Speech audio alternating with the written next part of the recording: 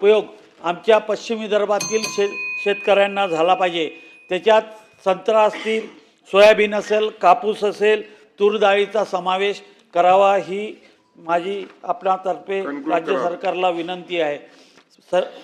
सभापती महोदय, हे सर्व जे काही राज्यपालांनी या पुढच्या वर्षभराची दिशा दिलेली आहे त्या दिशेमध्ये खऱ्या अर्थानं पश्चिम विदर्भामध्ये जास्तीत जास्त गुंतवणूक करण्यासाठी राज्य सरकारना मी विनंती करत आहे।